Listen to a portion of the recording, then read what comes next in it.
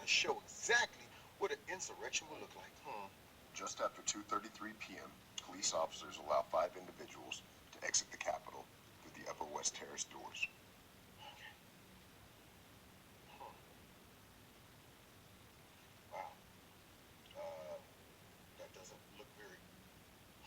At 2:34 p.m., a gentleman holding an American flag catches the door just as the last protester leaves. He turns to the crowd outside and waves towards the door. At the same time, at 2:34 p.m., a gentleman with a red cap approaches the interior doors. As the police officer notices him, he continues to approach. The police officer holds the door for the protester as he enters the Capitol undeterred. Wow.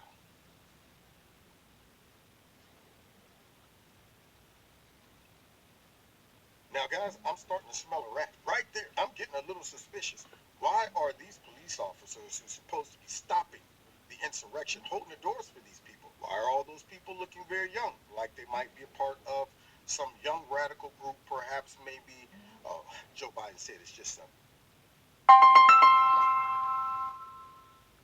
it's a myth. It's not real. But Antifa, yeah, looks like these guys will probably be a part of Antifa. But let's continue. Here we go. At 2:35 p.m., a large group enters the interior of the Capitol, police standing at the doors. They're right there, see that? As a steady stream of protesters enter through the Upper West Terrace doors, they can see police officers standing at the interior doors, allowing people to pass. Now, come on, see. I thought these police officers would be standing there, guns drawn, riot gear on, shields, talking about back up, but they're not. They're standing there letting people pass very peacefully. See, these people aren't even showing the body language of an insurrection. They're walking as if they know what their purpose is, and the police are standing there allowing them to go right on in as if they know what their purpose is. They know their responsibilities. Our job is to go in and do whatever whoever quarterbacked this thing told us to do, and the police job is to let us do it.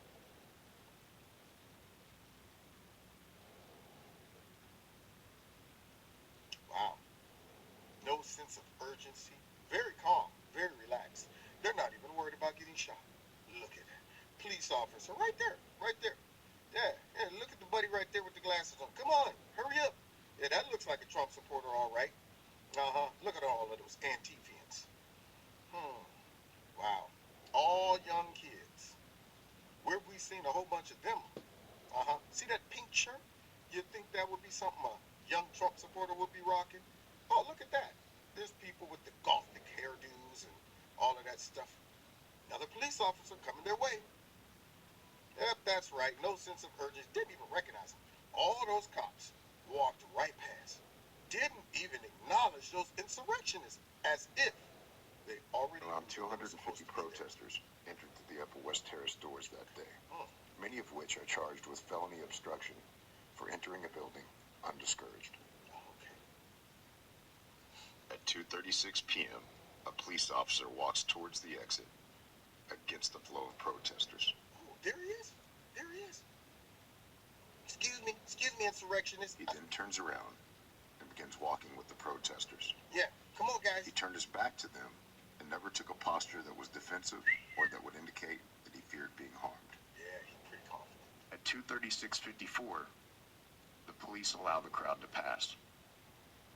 Wow. Allowed the crowd to pass. At 2:38 p.m., a woman with a sock hat and a camera with a sound recording device attached to it films police as they allow people to enter. A steady stream of individuals pass by police as they stand aside without deterring protesters for several minutes. Didn't even give them a verbal. No verbal, nothing. Just watching them come by. Watching the insurrectionists come by. Unbelievable. Very accommodating police officers. That's what they are. I would think these two guys right here would lose their job. Because from what I see, they're not even saying, hey guys, come on, don't do this, guys. No, please don't come. Nothing. They're just standing there as this happens. Wow. And these people don't even appear to be afraid of these cops. Almost as if they know that the cops can't touch them. People aren't violent in any way. Some of them chat with the cops here and there. 2:40 p.m., police stopped the protesters to speak to them again. Okay. At 2:44 p.m., a police officer in the bottom of the screen can be seen speaking to the officers in front of them and pulling them away, indicating to the crowd that they are allowed to enter. The officers then turn their backs to the crowd, which indicate that they did not possess fear of the protesters. The officers then escort the crowd into the interior of the Capitol. What? No way. Perhaps this is why they won't release all the video. Oh. And this was worse than 9/11, guys. This was the greatest attack on our democracy since World War II. That's it. This is way worse than slavery, Jim Crow, and all of that stuff, I guess. Maybe, perhaps, I'm not sure. Kind of looks like they're all working together. That's what it looks like to me. At 2:47 p.m., police wearing yellow gear close the doors. Police presence then increases and no more individuals enter through the Upper West Terrace doors. Okay. A number of those people are being charged trying to prevent the vote from taking place, from the electoral votes, with parading and trespass, among other things. But this is really appalling, don't you think? And that's why I wanted to show it to you. All the videos should be released. What I just showed you, as best I can tell, has not been shown on CNN or MSNBC, NBC, ABC, CBS. It's not been shown to the American people, except to you, people on the internet, I suppose. This is the sort of thing that's presented in court. People are being pressed to plead guilty to various offenses because they don't have the money or the time to deal with these trials, or they're in jail and they want to get out. One gentleman just last week or earlier this week had decided to enter into a plea agreement and then withdrew. After a federal judge finally ruled that in one case, he said, how can you charge somebody with criminal trespass and parading and trying to prevent a vote when the police are waving the individual in? Yeah. This is the first case in which a federal district judge in Washington, D.C. threw one of those cases out. The first one. The first one. Now, you can see yourself getting caught up in this, right? I mean, I can see myself. Not that I would, but I can see it. If people are marching in, you're 30 people back, and the police don't care, and the doors are open, or they're waving you in, and maybe you want to see what's going on. Now you're going to be charged with crimes? I'm not talking about people violently attacking the cops, or breaking windows, or breaking through the doors. We know that's a different group. I'm talking about this group, and I'm talking about the vast majority of people. So this is something that, unfortunately, justice does not seem like it's going to prevail. And there you have it. Some newly released footage from that insurrection that took place on J6. And as Mark was just saying, people observe their surroundings. We have a built-in mechanism within us to interpret things that might be dangerous or threatening to us, suspicious, and things of that nature. Body language counts for a lot. If I'm walking into the Capitol and I see police talking to each other and not even looking at us, I'm concerned. They train police dogs to do just that. Police dogs will stay right on the side of their owner, and when that owner stops, that dog will stop and he'll start looking around for threats, and he's also gauging his owner's body language. If his owner seems like he's concerned and he's wired up and he's on the lookout, then the dog is more anxious and he's looking around. If the owner is chit-chatting and laughing and joking, then the dog is like, okay, everything must be okay. All those cops were just relaxed, cool, come on in, buddy, having conversations with each other, turning your back on them.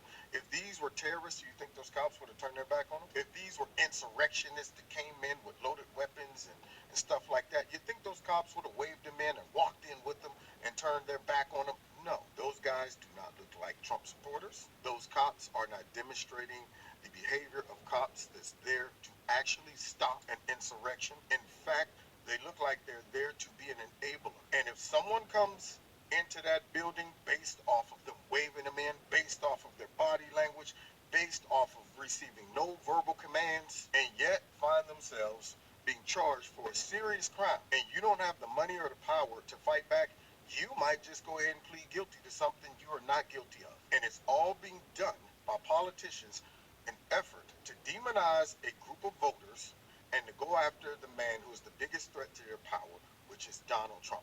And this, my friends, shows just how corrupt and evil these political leaders are, these politicians, namely the Democrats and these rhinos. This is not a fair and equal country. This is an abuse of power by these people, and then they're trying to cover it up and hide it. And I'm here to expose it. Now, God bless y'all. God bless America. Thanks for checking out my video. We'll see y'all next time in Kevin's Corner. Take care. So sad about that. Some of you black people, colored people, will still make an excuse for that.